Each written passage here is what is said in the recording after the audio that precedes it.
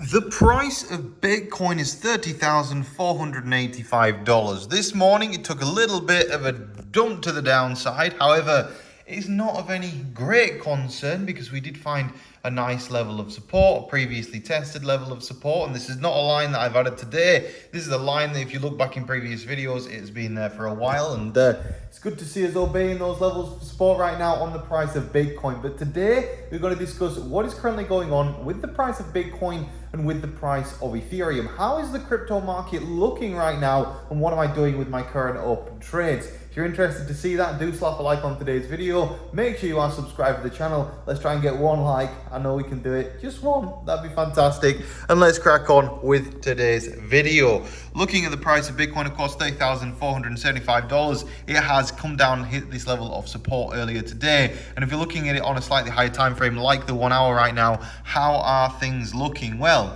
first things, how are we looking on the VWAP? That's the first thing that I'm going to check today. If we scroll right in on the price chart here, so we can look at the VWAP. The VWAP is currently displaying that we tapped the bottom of the VWAP, showing that it should be a pretty bouncy day for the rest of the day. Now, I would expect the next key level of resistance that we're going to encounter is this one right here. It's likely the price of Bitcoin will rise up to hit this level of resistance. Being we've touched the bottom of the VWAP, we've hit a level of support. Seems pretty likely we bounce back up to this level of resistance. Now, this level of resistance currently sits at $30,657. The reason why that's important is because technically Bitcoin opened up a massive CME gap this weekend. That is where the CME gap currently sits. That is where the price of Bitcoin currently sits. The CME gap level, if we look at it exactly where it is right now, is approximately $31,715.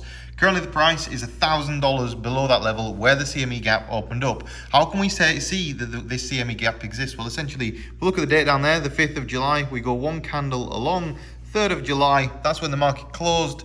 This is when the market's opened, and that is the gap that happened right there. So the gap is currently, today's trading opened at $31,470, and it closed trading the other day at, $31,715. The price just dropped down today on CME $1,000. We do have a pretty significant CME gap at this stage, so it's unlikely that we leave that open all week, but that remains to be seen what happens with that. Either way, nice to have a little bit of a bullish target to the upside and say, look, $31,700 is the price target for Bitcoin heading into the new week. Now, if we're looking at how Ethereum is currently performing, $1,910. That's the US dollar price, but how is it getting on in terms of its Bitcoin price? Well, the Bitcoin price today dropped 0.5% again, currently toying with this level of support. If you lose this level of support, and I'd say basically the price needs to break just below it, just like right down to the very bottom. If it breaks below that point there,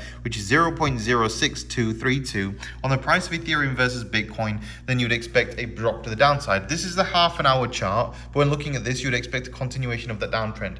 That is unfortunate for me because, of course, I am still positioned in an Ethereum long position. It's not in quite as much profit as it was the other day, but if I'm to show you that right now, $20,410 profit. It's a 782 Ethereum long position. So yeah, it's a decent size, but again, using a lot of leverage on that because I'm not really putting the margin down at the moment because I don't have 100% certainty that it's going to play out until this looks a bit more bouncy. But I also don't want to close it at the same time because I do think it's going to bounce based off what Bitcoin is looking like. If we're looking at how Ethereum is looking on the US dollar chart, again, you can see that we came down and we're currently trading above this level of support here at $1,900. As long as Ethereum is maintaining a price above $1,900, there is really not that much to worry about. We can drop below it for like very short periods of time. I saw earlier today, we did do a bit of a drop to the downside on BYBIT. I saw that we hit $1,890, or was it $1,888, something like that. Either way, price does look pretty good right now. We are forming a bit of a W reversal pattern on the price of Ethereum, and it doesn't look all that bad, to be honest. In terms of Bitcoin dominance, of course, has been back on the rise, but again, a trend that I expect to continue on this one would be a trend back to the downside because Bitcoin dominance throughout the course of this year has just been rallying. And to be honest, I think that's going to come to an end soon because we're expecting an altcoin run. On that altcoin run, the real question is which altcoins are going to do that huge pump to the upside? We're going to get to that on the main channel very soon, so make sure you do follow the main channel, That Martini Guy. Videos return to that channel very shortly. Either way, back to what's going on right now with regards to Bitcoin and Ethereum. How am I going to position myself? How am I going to trade this? Well, if you are interested in trading, check out the link for BYBIT in today's video description. If you use that link for BYBIT, you get up to $30,000 for free. BYBIT is the exchange of which I trade on. It's one of which I do all of my trading on. So yeah, check that out. But how am I intending on trading this right now? I'm already in my Ethereum long position. I don't really need to make any more changes, and I don't really need to add any more risk. I'm looking basically for a break back above $1,912, and then you'd expect to start retesting the underside levels of resistance on the price of Ethereum again around $1,935. That's kind of what you're looking for. You're looking for breaks of resistance levels, turn that resistance into support with a bit of a drop to the downside, go long when it hits support. If I was to draw this on a chart, basically what I look for when I'm trading, say that you've got a level of resistance here. What I look for is I look for a break above that level. Say that I'm not in a trade and it breaks above and it encounters this next level of resistance up here, drops back to the downside. It's at this point here when it looks like it's going to keep dropping. That's when I go long generally. If I'm not in a position from here, I wouldn't open a long position at this point. Instead, I would wait for the bounce up, the drop down, and then go long at this point, because the odds of it working out are much more significant, because that is a more likely pattern to happen than it is to just go straight back to the moon. That's less likely. You're more likely to encounter levels of resistance, and then you're better off longing support than you are kind of doing the other thing, which is longing before you've broken resistance, because then the odds are slightly better.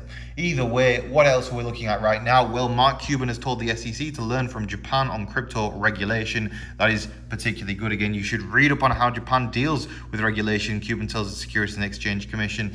This is good news. Good to see people fighting back for Bitcoin. And of course, NASDAQ today has refiled Valkyrie's spot Bitcoin ETF application, including Coinbase as a surveillance partner.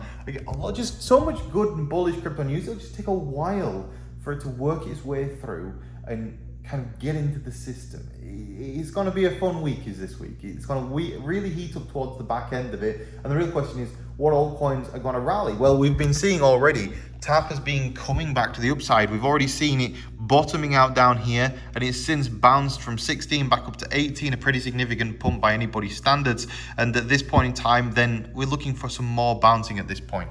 Volume is back on the increase. Prices are looking very strong and steady. We're looking at these huge amounts of support, very weak amount of resistance here. The only resistance that we're encountering here is around 21, 22. So it's a bit unfortunate somebody's decided to slam 22 million in the sell side. But apart from that, there really isn't a whole lot of selling going on right now on the price of TAP. If you scroll through here, just over the past, I mean, that's set to auto, but if I switch it to all, be able to scroll through, just a random scroll, you can see that generally there is more buying than selling.